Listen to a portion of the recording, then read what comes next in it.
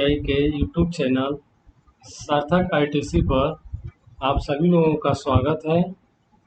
आइए आज हम लोग एक कॉमन टॉपिक है हर एक ट्रेड के लिए, ऑल ट्रेड के लिए कॉमन टॉपिक है मेटल्स। ये मेटल्स जो टॉपिक है आपका वर्कशॉप कैलकुलेशन एंड साइंस के अंतर्गत भी आता है। उसमें वर्कशॉप कैलकुलेशन का जो साइंस वाला पार्ट है उसमें धातुएं एक चैप्टर दिया गया है। उस चैप्टर में आपको ये पॉइंट पढ़ना है और ये टॉपिक जो है हीटर के लिए, हीटर और डीजल मैकेनिक और जो वेल्डर हैं, वेल्डर ट्रेड है, उनके लिए ये ये टॉपिक बहुत ही महत्वपूर्ण है। ठीक है, आइए हम इस टॉपिक का अध्ययन आज करेंगे। ये थ्योरी का क्लास है जिसमें मेटल्स के बारे में आज स्टडी किया जाएगा। ठीक, जिसमें टॉपिक है आपका मेटल्स। अब मेटल्स में लिखा है मेटल्स यानी धातु है।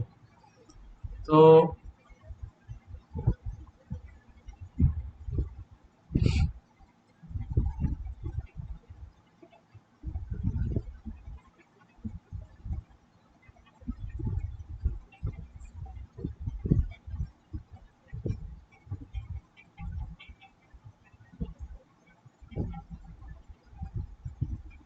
आप देखिए धातुओं को मूल रूप से इनके अणुओं के आधार पर निम्न वर्गों में बांटा जा सकता है। पहली धातुएं हैं लौह धातुएं, दूसरी अलौह और तीसरी मिश्र धातुएं या एलॉय। अब जिसमें पहला हेडिंग है आपका लौह धातु यानी फेरस मेटल्स। ठीक, वे धातुएं जिनमें अधिकतम भाग लोहे का होता है, यानी 50% से जो अधिक भाग रहेगा उसको लौह धातु कहते हैं, जिसे इंग्लिश में बोला जाता है बेस मटेरियल जो होता है उसका वो आयरन होगा। ठीक, अब इसमें जैसे क्या क्या होता है, कच्चा लोहा होता है, ढलवा लोहा, पिटवा लोहा और स्टील, ये सब लौह धातुएं के अंतर्गत आते हैं। दूसरा है अलौह धातु यानी नॉन फेरस मेटल्स, यानी वे धातुएं जिनमें लोहे की मात्रा बहुत कम या नगण्य यानी नहीं के बराबर होती हैं, उन्हें क्या कहा जाता है? उन्हें कहते हैं अलौह धातुएं। इनमें मुख्य रूप से एल्युमिनियम हो गया, तांबा, जिंक, निकेल, क्रोमियम, टिन, सीसा, ये सब आते हैं। और थर्ड है मिश्र धातु या एलॉय। दो या दो से अधिक तत्वों के मिश्रण से बनी धातुओं को क्या कहा जाता है? मिश्र धातु, जिसको इंग्लिश में एलॉय बोला जाता है। जैसे पीतल हो गया, कांसा हो गया, स्टेनलेस स्टील है और हाई स्पीड स्टील, ऐसे बहुत सारे होते हैं एलॉय स्टील। केवल एक ही यही सब जो लिखे हैं जैसे में यही सब नहीं होते, और भी होते हैं। अब नेक्स्ट टॉपिक आपका है लौह अयस्क। ठीक, लौह अयस्क, इसको इंग्लिश में बोला जाता है आयरन ओर। तो आयरन ओर क्या होता है ये जानना जरूरी है। आइए इसको पढ़ते हैं। यह एक खनिज पदार्थ है जिसे खान से खुदाई करके निकाला जाता है। यानी हम लोगों को आयरन यानी जो लोहा होता है वो सीधे तौर पर उपलब्ध नहीं होता है। खानों से मिट्टी के रूप में और उसमें अशुद्धियाँ मिली होती हैं, उसके रूप में खान से खुदाई करके निकाला जाता है। ठीक, जिसे बाद में शुद्ध कर लिया जाता है। और शुद्ध करने के बाद कुछ प्रोसेस ऐसे होते हैं जिससे हमें लौह अयस्क की क्या होती है? प्राप्ति हो जाती है। अब लोहे के अयस्क में सबसे मुख्य अयस्क है आपका हेमाटाइट और मैग्नेटाइट। इन दोनों में लोहे की मात्रा सबसे ज़्यादा पाई जाती है। और इसके अन्य अयस्क लिमोनाइट, सिल्वराइट और पाइराइट्स भी हैं। अब आती है बात कि लौह अयस्क से क्या क्या बनाए जा सकते हैं। तो लौह अयस्क से सबसे पहले प्राप्त होने वाला है कच्चा लोहा। अब कच्चे लोहे से बनाया जाता है ढलवा लोहा। ढलवे लोहा से बनाया जाता है पिटवा लोहा, और पिटवा लोहा से फिर बनाया जाता है स्टील। ठीक। अब ये जो लोहे हैं इनमें इनको बनाने के लिए, यानी ढलवा लोहा बनाने के लिए या कच्चा लोहा बनाने के लिए हाथ से तो बनाया नहीं जाएगा, उसके लिए भट्ठी की आवश्यकता होती है। तो ये जानना अति आवश्यक है, बहुत ही इम्पोर्टेंट पॉइंट्स भी है कि कौन सा लोहा प्राप्त करने के लिए किस प्रकार की भट्ठी प्रयोग की जाती है। क्वेश्चन में आपका पूछता है, जिसमें कच्चा लोहा यानी पिग आयरन जिसको बोलते हैं, इसको बनाने के लिए धामन भट्ठी यानी ब्लास्ट फर्नेस का उपयोग किया जाता है। सेकेंड नंबर है ढलवा लोहा। ढलवा लोहा को प्राप्त करने के लिए क्यूपोला भट्ठी का यूज करते हैं। थर्ड नंबर है पिटवा लोहा। पिटवा लोहा के लिए पुडलिंग फर्नेस, पुडलिंग भट्ठी का उपयोग करते हैं। इसके बाद स्टील आ गया लास्ट में। स्टील को बेसेमर प्रोसेस हो गया, इलेक्ट्रिक प्रोसेस हो गया, ओपन अर्थ प्रोसेस हो गया और एल्डिंग प्रोसेस, इन सब से इनको प्राप्त किया जाता है। अब आ गया नेक्स्ट टॉपिक, ढलवा लोहा। ढलवा लोहा को इंग्लिश में बोला जाता है कास्ट आयरन। ठीक।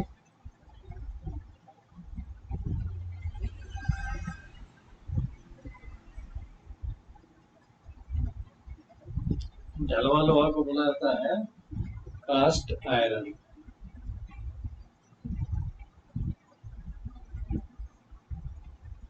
अब इसमें देखिए, जो कास्ट आयरन होता है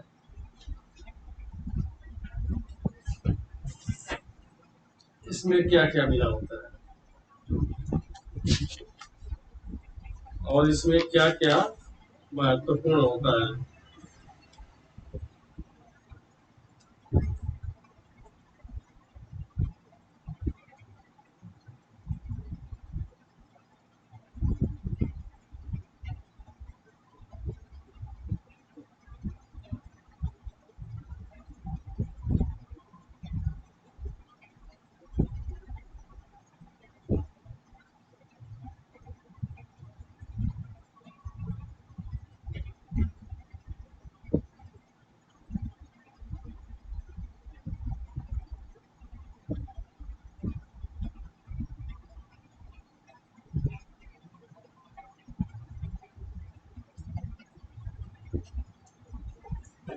अब इसमें देखिए टाइपिंग में मिस्टेक आ गया है।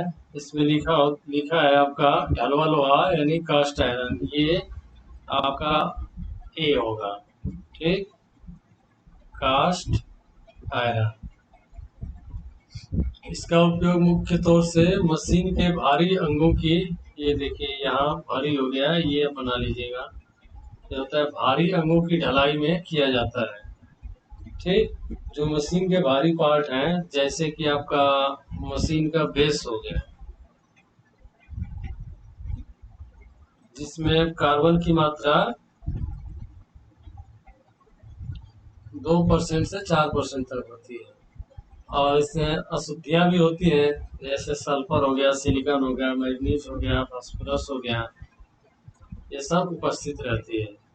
अब ढलवा लोहा भी कई प्रकार का होता है, 4-5 प्रकार के होते हैं, जिनमें जो मुख्य तौर से प्रयोग किए जाते हैं उनमें पहला है धूसर ढलवा लोहा यानी ग्रे कास्ट आयरन।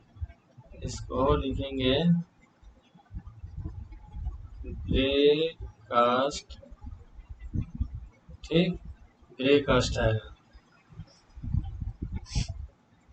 यह नरम और कमजोर होता है, इसलिए इसका प्रयोग कहाँ करते हैं, इंजन ब्लॉक बनाने में, सिलेंडर में, फ्लाईव्हील वगैरह में। ठीक। दूसरा प्रकार है श्वेत ढलवा लोहा यानी व्हाइट कास्ट आयरन।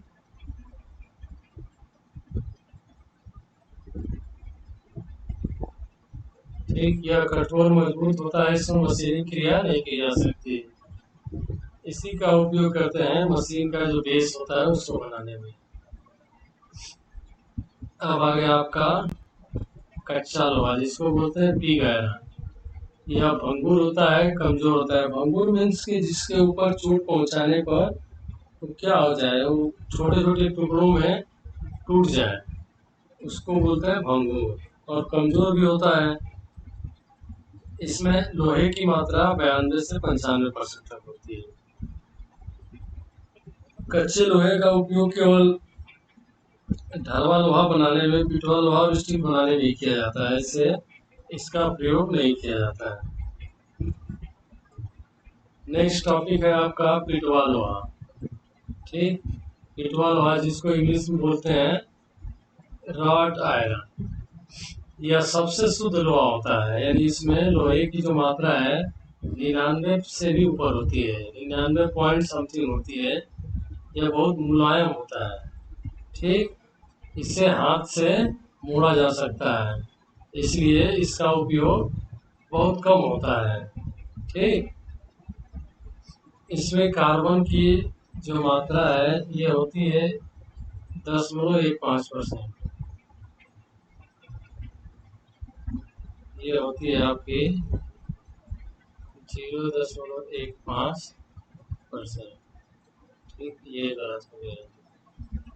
इसका प्रयोग chain, crane, hook, pipe, drills, अस्थायी चुंबक और डायनामो का क्रोड बनाने में किया जाता है।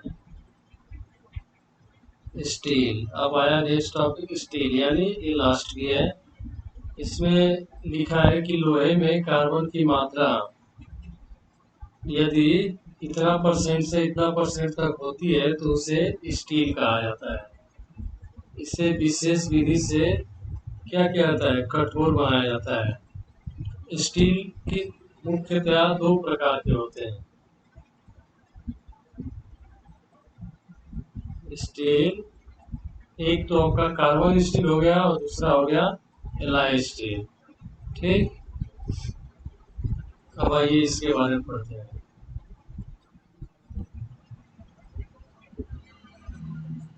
इसमें है आपका कार्बन स्टील।